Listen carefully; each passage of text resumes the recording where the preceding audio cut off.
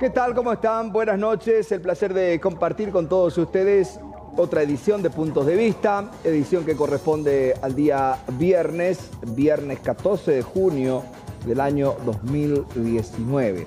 Al arranque del encuentro de Puntos de Vista, edición especial, edición de cierre de la semana, tenemos dos temas importantes que hacen a la columna vertebral de este encuentro de viernes y principalmente vamos a hablar sobre la conformación de la terna que ha quedado conformada precisamente del Consejo de la Magistratura para cubrir la vacancia que deja Raúl Torres Kinzer, ministro de la Corte, que pasa a jubilarse como titular de este cupo dentro de la máxima instancia judicial.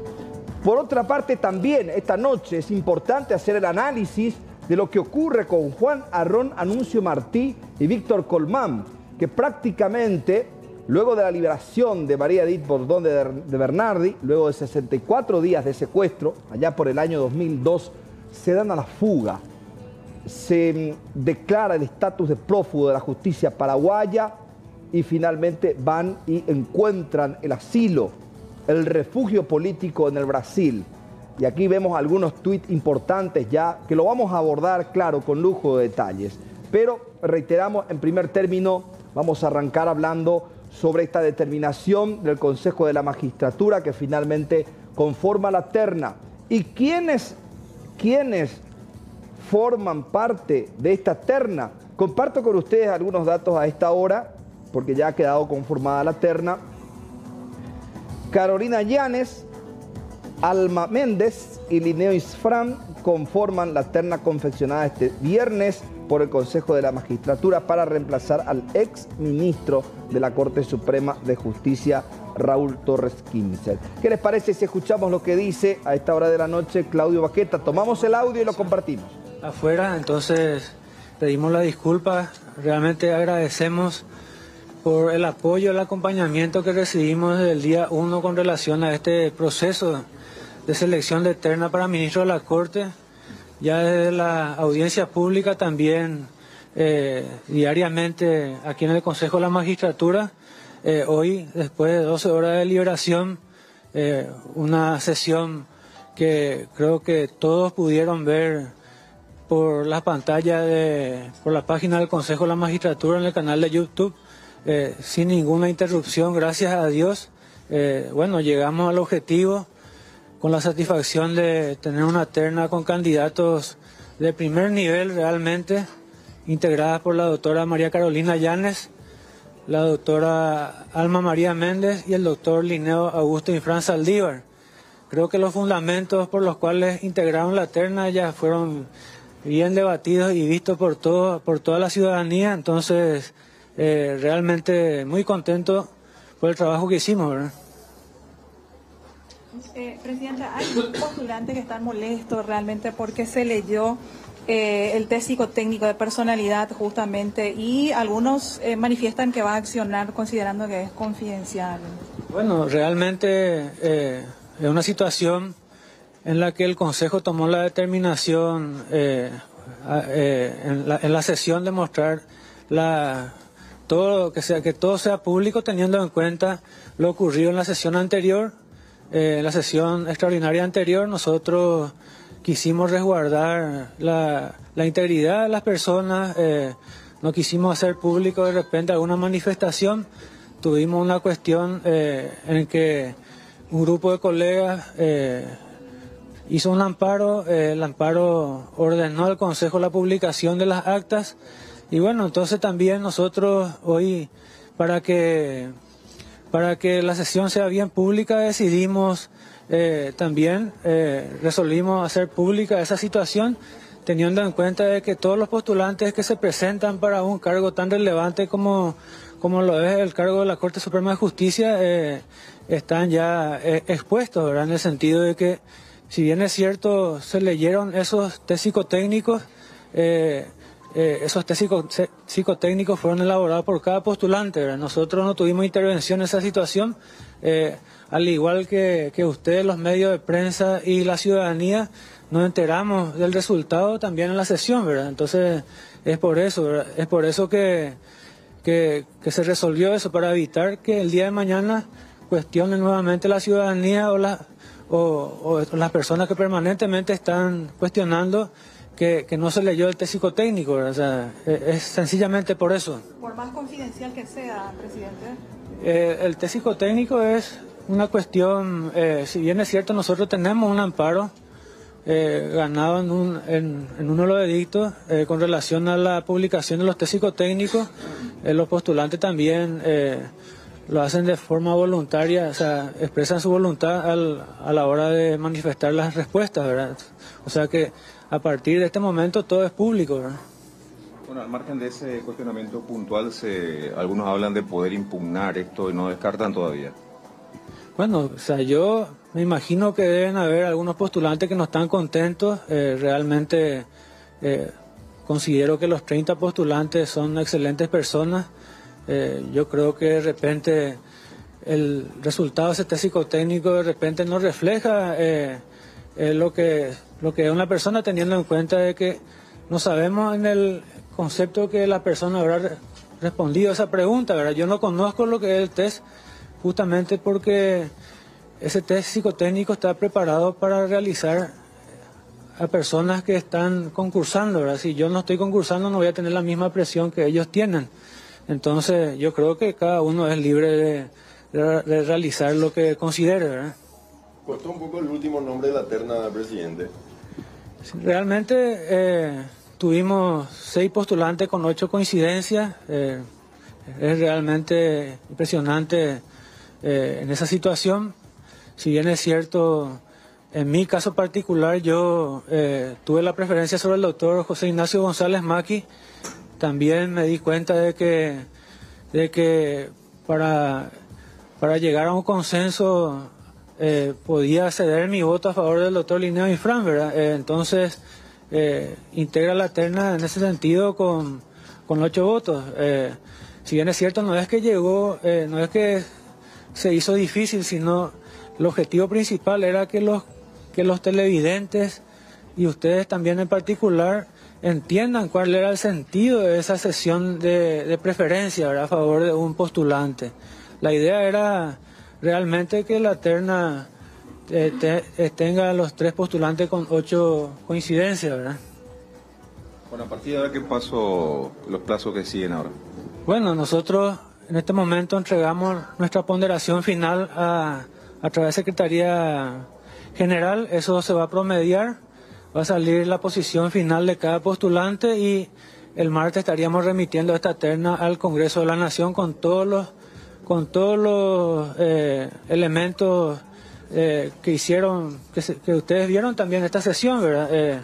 Incluido también el test psicotécnico de cada postulante. Finaliza justamente, compañeros, la conferencia de prensa oficial donde se da los 3 nombres que ya estaba mencionando el compañero Aníbal Espínola. Hablamos de 2 mujeres dentro de una terna y un hombre, Carolina Llanes, con 8 puntos. Muy bien, Linneo es al menos la determinación que se asumió en el Consejo de la Magistratura. Se da a conocer la nueva terna para la Corte Suprema de Justicia. ¿Quiénes son los integrantes de esta terna? María Carolina Llanes, Linneo Infran y Alma Méndez, que son los elegidos para pugnar por el cargo de ministro en reemplazo de Raúl Torres Quimser. A ver, este viernes se llevó a cabo la sesión, acaba de culminar la sesión del Consejo de la Magistratura. Esta mañana ya se daba a conocer el alcance de lo que se iba a decidir en la fecha. Finalmente quedó conformada la terna para la máxima instancia judicial con este cupo que deja vacante el ministro Raúl Torres Quimser. De entre los 30 postulantes que habían superado las 2 primeras etapas del proceso de selección, finalmente fueron elegidos ellos 3, a quienes vemos en imágenes: a María Carolina Llanes, a quien vemos en imagen en este momento. En el otro cuadro vemos a Claudio Baqueta, que es el titular del Consejo de la Magistratura. Y otro de los que integra es Linneo Infran y Alma Méndez. Tanto Llanes como Méndez lograron el voto mayoritario de los consejeros, mientras que en una segunda vuelta Insfran logró imponerse a José Ignacio González Maqui para ingresar a la terna.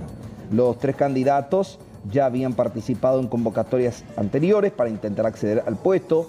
En el caso de Llanes y Méndez, ingresan por primera vez a la terna final, mientras que Insfran ya lo había hecho en 2 oportunidades. En primer término, en el año 2004, había ingresado en una terna junto con Miguel Óscar Bajac y Lucila Ortiz de Di Martino. En aquella ocasión, Miguel Óscar Bajac había ingresado a la máxima instancia judicial.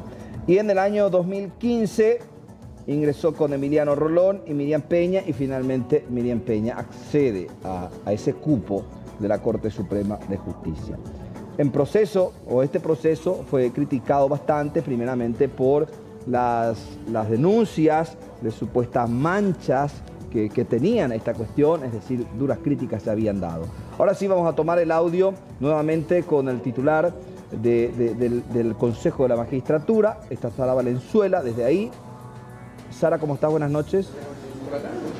Buenas noches, Diego, y a toda la teleaudiencia. Asimismo, luego de una larga tratativa para justamente tener los 3 nombres de esta terna tan esperada, ya estamos en compañía del presidente, justamente, señor Baqueta, que nos va a comentar acerca de los incidentes también que se dan afuera y una sesión bastante larga.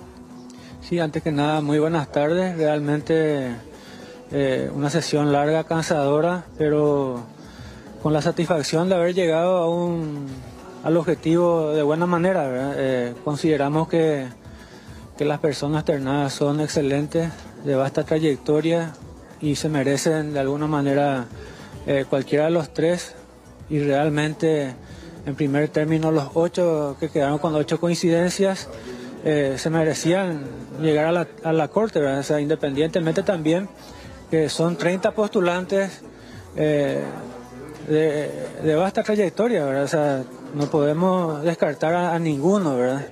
De repente uno más joven que otro, seguramente en algún momento le va a llegar la oportunidad, ¿verdad? Con relación a lamentamos realmente los incidentes ocurridos allá afuera,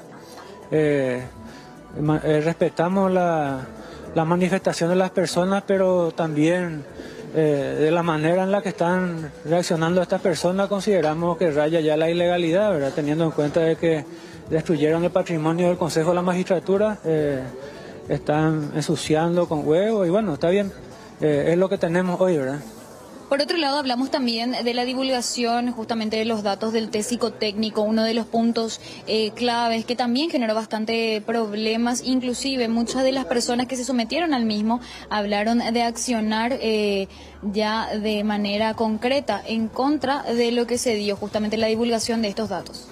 Y bueno, o sea, es una situación personal ya de cada uno, realmente es inentendible lo que está ocurriendo, en el sentido de que si no hacemos es porque no hacemos, y si hacemos es porque hacemos, ¿verdad? Nosotros consideramos hoy pertinente publicar esos datos, teniendo en cuenta la publicidad de la sesión.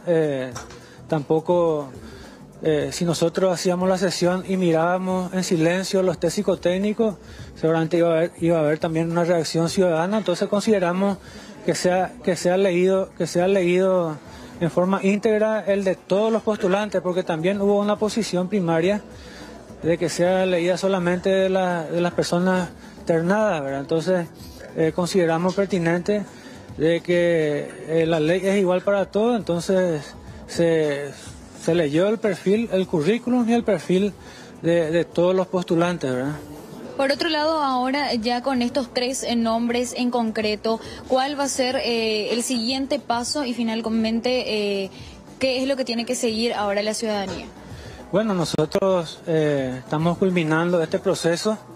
El martes, si Dios quiere, estaríamos remitiendo ya todos los legajos a la Corte, al Congreso de la Nación, a la Cámara de Senadores.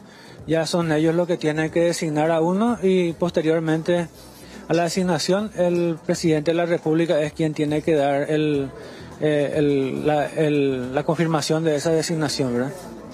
Palabras también, Diego, del presidente, justamente en este caso de esta mesa de diálogo que se extendió por bastantes horas. Hablamos de que iniciaron a las 6 de la mañana aproximadamente y culmina recién ahora. Ahora se terminaron de firmar los documentos oficiales. Esto va a ser remitido el martes al Senado y posteriormente al Ejecutivo para que se dé efecto justamente uno de esos 3 nombres. Muy bien, gracias Sara. ¿Tenemos tiempo como para trasladarnos hasta afuera para poder observar cómo está el ambiente, sobre todo este ambiente caldeado que se ha dado en las últimas horas, atendiendo que hay una comisión escrache ahí afuera? Son muchos los integrantes de este núcleo de personas que se ubicó frente al Consejo de la Magistratura para escrachar a sus miembros, Sara. Sí, se habla de un número bastante importante. Hablamos de entre 20 a 30 personas que llegaron hasta el lugar. Ahora mismo si nos dan un tiempo, vamos a salir justamente de la institución, Sara, y regresamos en breves minutos. Perfecto. Bueno, perfecto. Le damos tiempo, Sara, a tu equipo, para que de esa manera también podamos conocer un poco más sobre qué es lo que cuestiona esta comisión de escrache, sobre todo porque las 3 personas que integran esta terna, que hoy fue confirmada, de los 30 postulantes, todas estas personas tienen experiencia como jueces, todas tienen experiencia en la materia. ¿Cuál es la parte que se critica? Claro, en las últimas horas, luego de la determinación en el Congreso de que asuma la titularidad Blas Llano, en la Cámara de Senadores específicamente, y Aliana en la Cámara Baja, aparentemente se trataría de un pacto que tiene que ver con el sector llanista del Partido Liberal, con el sector de Añetete y con el sector cartista. Sobre todo si responde a ese criterio, este escrache, de que probablemente como producto de ese pacto político haya quedado conformada esta corte, que nos expliquen por dónde vendría la mano para que toda la audiencia también pueda comprender por qué el escrache contra el Consejo de la Magistratura en la conformación de esta terna. De esta terna va a salir el nombre de quien va a ocupar el cargo en la máxima instancia judicial, cargo dejado vacante por Raúl Torres Kinser, quien se ha jubilado en su función de ministro de la Corte. Ya en instantes vamos a tener más detalles. Yo les voy comentando también que tenemos habilitado para ustedes nuestro número de WhatsApp 0985-625-000. Ustedes pueden comunicarse con nosotros a través del WhatsApp 0985-625-000. En instantes vamos a plantear también la consulta diaria, que lo hacemos a través de www.votaparaguay.com. Vamos a marcar una breve pausa. A la vuelta vamos a seguir hablando sobre esta determinación del Consejo de la Magistratura, de la conformación de la terna. De esa terna va a salir el nombre para el nuevo ministro de la Corte. Breve pausa, ya venimos con más en Puntos de Vista.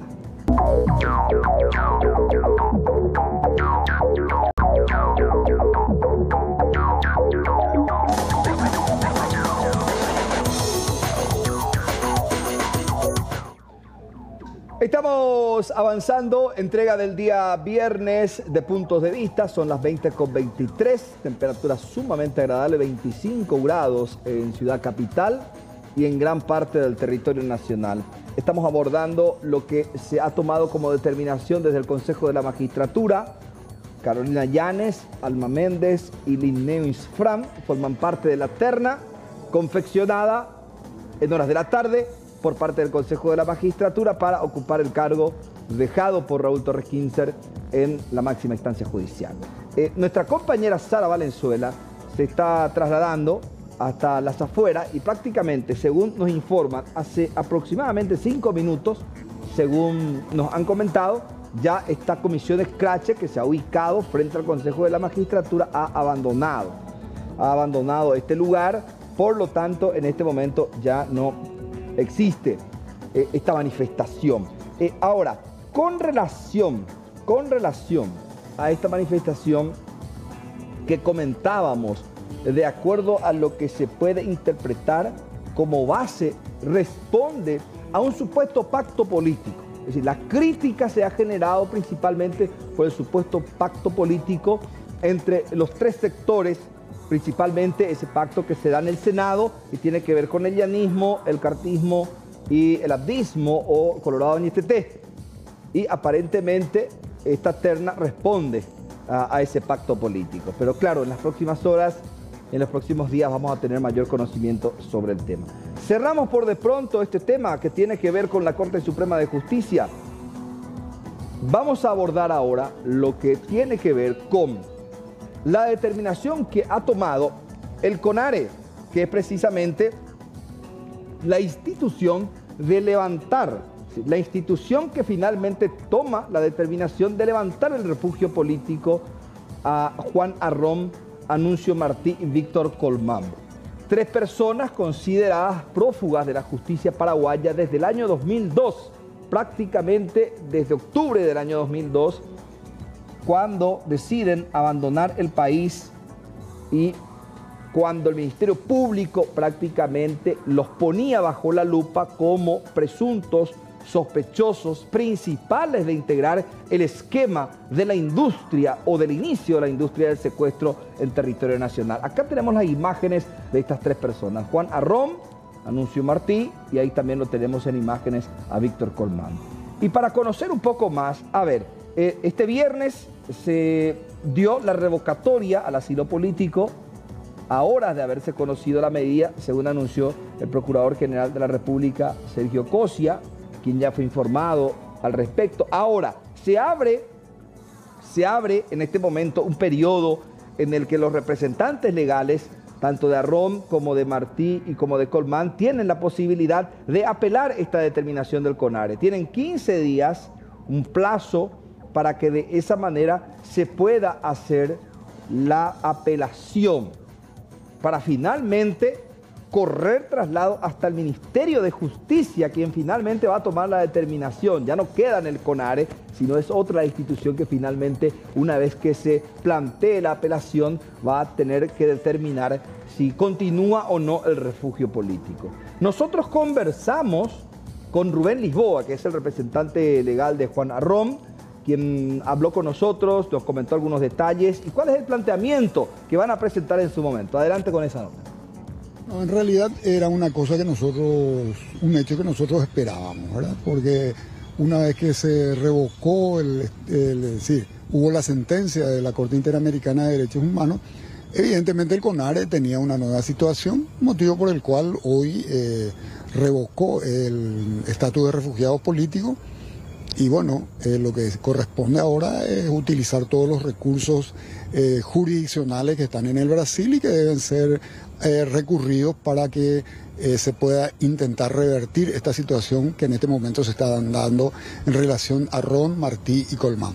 Me decía el fiscal Manuel Doldán que una vez notificados los involucrados, ellos tienen 15 días para justamente hacer sus descargos y solicitar la apelación correspondiente. Esos 15 días, ¿es o no es así, doctor, o tienen más tiempo para apelar? No, lo que pasa es que es una cuestión, lo del CONARE es una cuestión administrativa. Y una vez que se revocó eso, ya inmediatamente uno puede recurrir esa revocatoria al Superior Tribunal Federal para ver cómo puede continuar con ese estatus. Y bueno, tendrán que seguir recurriendo a todos los recursos existentes en el Brasil, que hay este recurso y hay otros recursos más.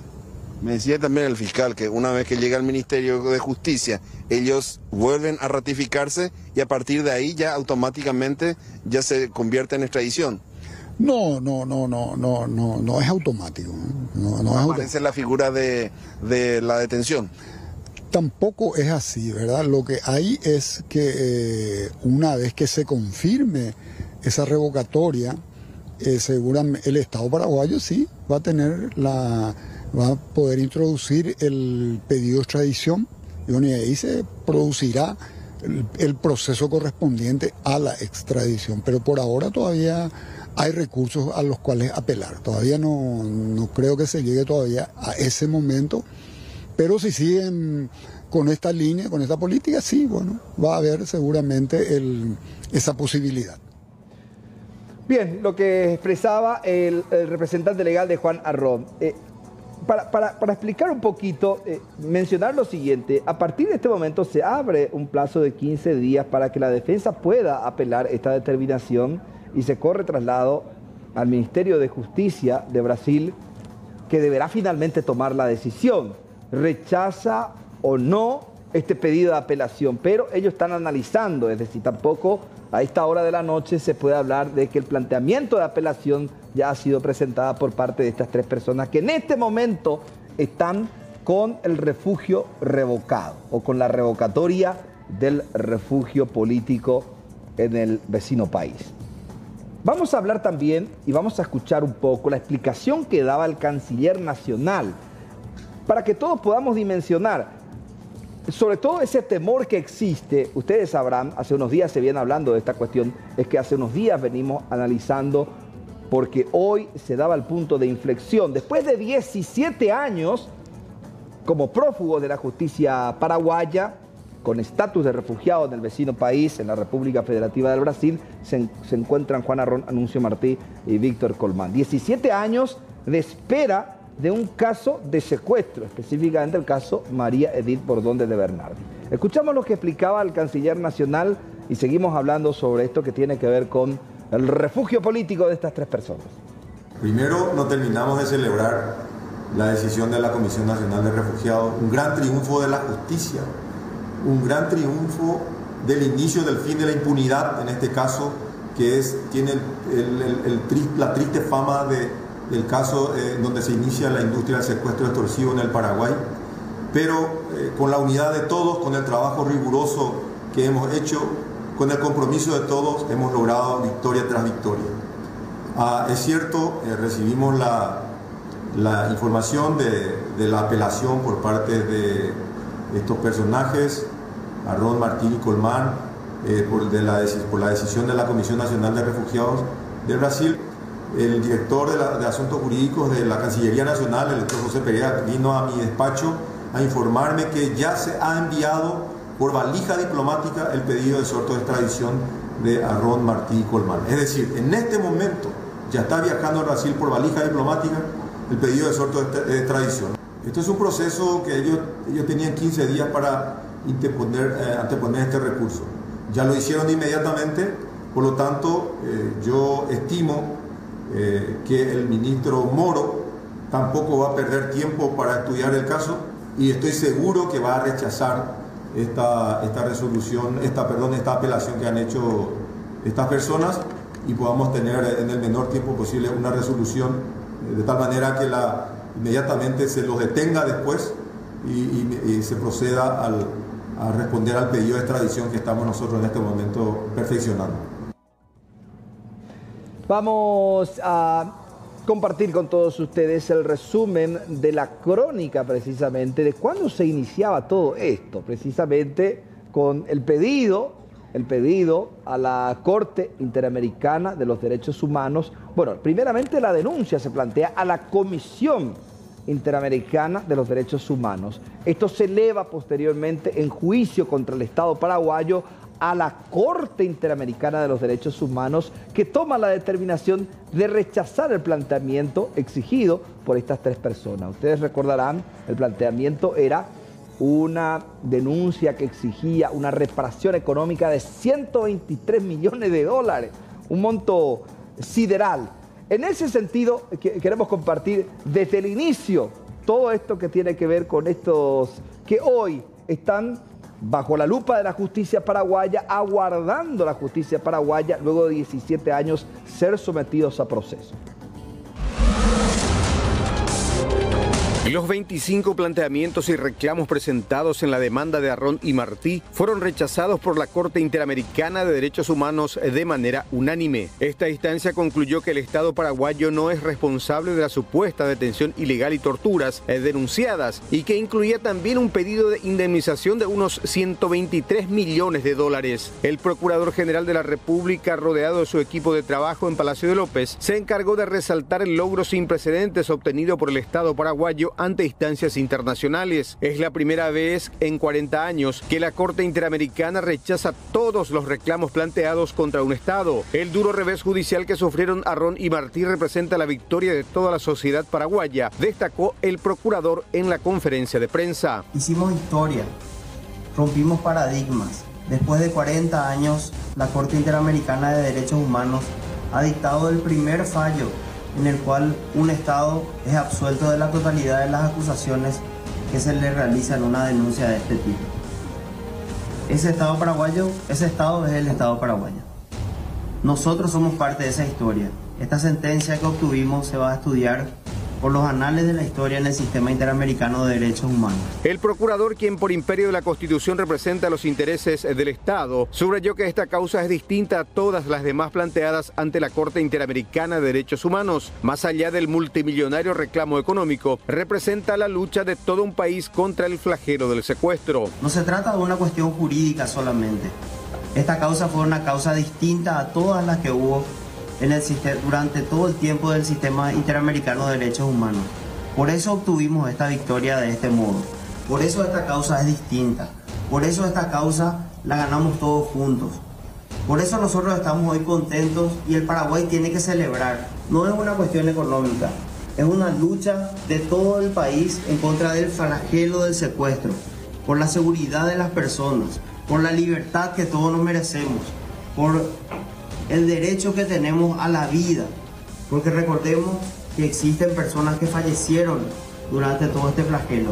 En la ocasión también se anunció que Brasil, a través de CONARE, decidiría sobre el pedido de levantamiento del refugio para Juan Arrón, Anuncio Martí y Víctor Colmán este próximo 14 de junio y que estos puedan responder ante la justicia paraguaya por el secuestro de María Edith Bordón. Y naturalmente lo que todos queremos es que estas personas que nos denunciaron, nos intentaron esquilmar, se sometan a la justicia paraguaya y sean investigados y sean enjuiciados bajo la justicia paraguaya como debe ser. La senadora Mirta Gusinki, madre de la secuestrada y asesinada Cecilia Cubas, también resaltó la importancia del fallo. Representa un claro mensaje para aquellos que pretenden utilizar la instancia de la Comisión y la Corte para evitar responder por los graves cargos que se le atribuyen. Esta sentencia de la Corte es un hecho histórico que marca un inicio de una nueva etapa en el Paraguay, en la que podemos volver a apostar si estamos todos unidos a erradicar este flagelo que tanto enlutó a los paraguayos. Pero que el gobierno del Brasil realmente demuestra una voluntad,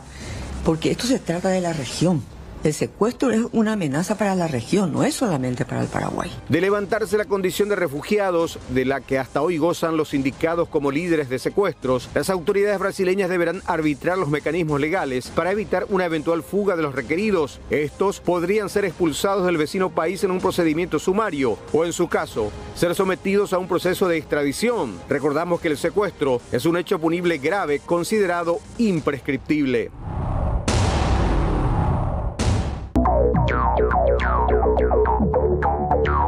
Esta determinación que se asumió desde la República Federativa del Brasil, que finalmente toma la determinación de levantar la medida, de revocar el refugio político de estas tres personas.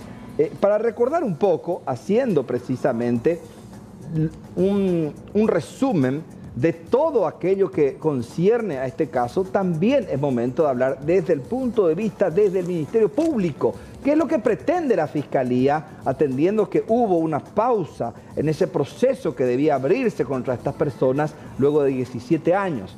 Para recordar, el caso María Edith Bordón de Bernardi fue secuestrada a finales del año 2001 y fue liberada a principios del año 2002, allá en el mes de febrero del año 2002. Escuchamos lo que indicaba el representante del Ministerio Público, que nos comentaba precisamente cuál es la intención, qué se pretende y qué se espera principalmente de esta determinación del Brasil. Todavía no hizo una notificación oficial de esto. Estarían realizando el día lunes y a partir de ahí nace el plazo de 15 días que tienen los refugiados para apelar la decisión de CONARE. Bueno, la situación jurídica ya es de conocimiento público. Creo que en Brasil tuvo el mismo eco que en Paraguay. Y por ese lado estarían ya con conocimiento de la decisión, pero no así de los fundamentos de la decisión. Entonces, según la información que yo manejo, eso estaría siendo notificado oficialmente el día lunes. La notificación cuenta con un plazo máximo de 15 días para recurrir esa decisión del CONARE ante el ministro de Justicia del Brasil. Notifica en instancia final esta decisión de cese de refugio, ellos automáticamente deben ser detenidos y puestos a disposición del Supremo Tribunal Federal, que es la Corte de Brasil, ante quien se tramita el proceso formal de extradición. Nosotros, por instrucción de la señora Fiscal General del Estado, la doctora Sandra Quiñones, desde un inicio empezamos a articular los esfuerzos para que esto sea un éxito. Con todos los estamentos involucrados en la República del Paraguay trabajamos muy de cerca con la Cancillería Nacional, muy de cerca con la Procuraduría, también así con la Corte Suprema de Justicia y con todos los organismos de seguridad, interactuando con los organismos oficiales en la República Federativa del Brasil. Esto con relación al Ministerio Público, que se espera desde la Fiscalía, claro, porque han pasado 17 años y finalmente lo que se pretende y la intención sería retomar el hilo investigativo con respecto al caso María Edith Bordón de Bernardi. ¿De dónde o cómo aparecen estas tres personas en la industria del secuestro en la República del Paraguay? Ustedes recordarán, estas tres personas eran miembros de, en este caso, el partido Patria Libre, partido inscrito en el Tribunal Superior de Justicia Electoral en su momento, incluso compitieron en justas electorales en la República del Paraguay. Posteriormente, cuando se produce el secuestro de María Edith de Bernardi, el Ministerio Público detecta que este partido en realidad se estaba dedicando a cuestiones ilícitas y varios de sus miembros cayeron, fueron detenidos, procesados y condenados. Allá el caso de Agustín Saldívar, está el caso de Osmar Martínez, que ya perdió la vida en la cárcel, o mejor dicho, en la agrupación especializada. Está el caso de Francisca Andino, que eran militantes del partido Patria Libre y que prácticamente también formaron parte de ese esquema del brazo armado del partido Patria Libre para generar o comenzar la industria del secuestro en la República del Paraguay. Claro, después prácticamente al desaparecer el partido Patria Libre, cuando incluso fue suspendido por el Tribunal Superior de Justicia Electoral, luego que se descubriera toda esta situación, se abre el partido Patria Libre de esta cuestión, o desaparece, mejor dicho, y posteriormente ya comienza de manera incipiente la creación de este grupo criminal que azota la zona norte del país y que se autodenomina Ejército Paraguayo del Pueblo, EPP. En ese sentido, también conversamos con el representante de la Interpol Paraguay, que comenzaba hablándonos sobre lo que se aguarda en las próximas horas como resultado de la comunicación de sus pares con el Brasil. Una vez realizados todos los plazos procesales y una vez que salga la captura a nivel nacional en el Brasil, nuestros pares van a proceder a su detención ya con fines de extradición. Comisario, ahora salió justamente, se le levantó ese estatus que ellos tenían desde estos tres prófugos de la justicia paraguaya, su estatus de refugiado político. A partir de ahora, ¿qué viene? ¿El pedido de extradición hacia nuestro país? La orden de captura a nivel internacional, la difusión roja por Interpol, ¿verdad?, no da lugar a la detención inmediata de la persona, ¿verdad? El juzgado local tiene que oficiar una captura a nivel nacional y con esa captura se le procede a su detención para la extradición. Comisario, hay temor justamente de las autoridades paraguayas que estos tres paraguayos se den a la fuga, teniendo en cuenta la habilidad que ellos tienen justamente y las amistades que tienen fuera de nuestro país, porque no solamente en nuestro país ellos tienen brazos ejecutores, también en el vecino y otros países tienen colegas que le podrían estar asistiendo y justamente no otra vez cumplir con lo que está el mandato judicial de nuestro país. Sí, ellos están monitoreados por la policía brasileña, la Interpol. Hoy estuve hablando con el jefe de la OCN de Brasilia y él manifestó de que ellos están bajo custodia, digamos, aleatoria, y va a ser difícil su huida. Es decir, que la Policía Federal de Brasil justamente le tienen bien custodiados, saben los movimientos, saben dónde viven, dónde operan, dónde se movilizan estos ciudadanos paraguayos. Sí, así mismo. ¿Cuánto tiempo más o menos se estaría esperando justamente una vez que aparezca la orden de captura? ¿Cuánto? ¿Una semana, días? ¿Cuánto en semanas? ¿Cuánto, comisario? Eso ya depende de la justicia brasileña. Generalmente dura un proceso de 30 a 45 días.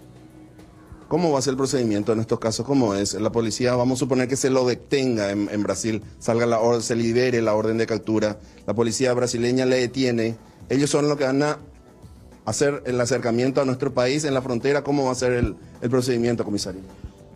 Somos nosotros los que vamos a ir a buscarlo. ¿Ya se está hablando de eso? Todavía no tenemos una forma, pero por seguridad vamos a ver y directamente solamente vamos a cumplir esa disposición. Oficialmente, ¿qué sabe la Policía Nacional con relación a esto? ¿Cuál es el procedimiento que van a hacer en las próximas horas? Y generalmente para su traslado aquí al país, nosotros nos dirigimos al país vecino y ellos nos hacen la entrega en el aeropuerto.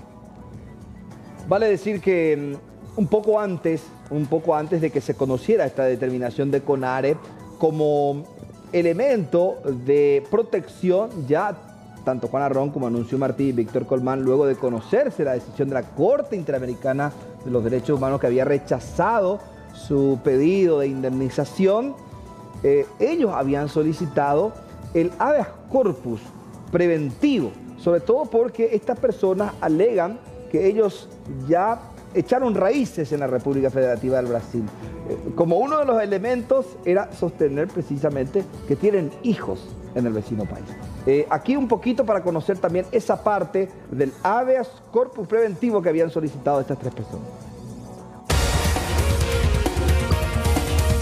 Arrón y Martí, junto al también prófugo Víctor Colmán, plantearon el pasado 28 de mayo un habeas corpus ante el Supremo Tribunal Federal para suspender el proceso de revisión del refugio político que les fuera otorgado por el gobierno de Luis Ignacio Lula da Silva en el 2003. Los presuntos secuestradores de María Edith Bordón de Bernardi accionaron luego de que el presidente Jair Bolsonaro haya declarado públicamente que el Brasil ya no dará asilo a terroristas o a cualquier otro bandido o refugiado político. El juez supremo Díaz Toffoli rechazó el pedido de los prófugos que apenas fueron notificados de la decisión recurrieron a la Corte Federal. El próximo 14 de junio, la Comisión Nacional de Refugiados del Brasil, CONARE, analizará el pedido presentado por el gobierno paraguayo en enero último de retirarles dicho refugio. Juan Arrón, Anuncio Martí y Víctor Colmán tienen orden de captura internacional dictada por la justicia paraguaya. En caso que pierdan la condición de refugiados políticos, se insistirá en la extradición, siempre y cuando no se fuguen del Brasil. El pasado 4 de junio, la Corte Interamericana de los Derechos Humanos rechazó la demanda que plantearon Arrón y Martí contra el Estado paraguayo por haber sido supuestamente secuestrados y torturados por las fuerzas públicas de seguridad para asumir la responsabilidad por el secuestro de María Edith Bordón de Bernardi. En relación a ese primer planteamiento, ese intento que realizaban luego de ser rechazados por la Corte Interamericana de los Derechos Humanos por parte de estas tres personas, prófugas de la justicia paraguaya. Claro, en las próximas horas, en los próximos días, se aguarda lo que ocurrirá, porque hay un elemento que se suma también al análisis, porque aparte de la extradición, porque Paraguay debe hacer un pedido de extradición oficialmente luego de esta decisión de CONARE, en el caso de que se rechace la apelación que pueden plantear, se puede confirmar. Pero hay un elemento que se puede dar de manera más rápida, claro, que es la figura de la expulsión. Y la expulsión puede venir por parte de la presidencia de la República Federativa del Brasil, en este caso Jair Bolsonaro. Claro, se va a guardar luego de que se analice la apelación que puedan plantear estas tres personas, luego eso se corre traslado a la institución correspondiente para que la extradición se haga efectiva. Como eso puede tardar, el camino más corto puede ser la expulsión. Cerramos, ¿qué le parece si cerramos esta edición del día viernes? Son las 20:53 con una temperatura sumamente agradable el día viernes, 25 grados. Vamos cerrando nuestra edición de Puntos de Vista. Pero quédese ahí, señora, señor. Ya llega el completo resumen de las noticias en su canal, el canal de las noticias C9E.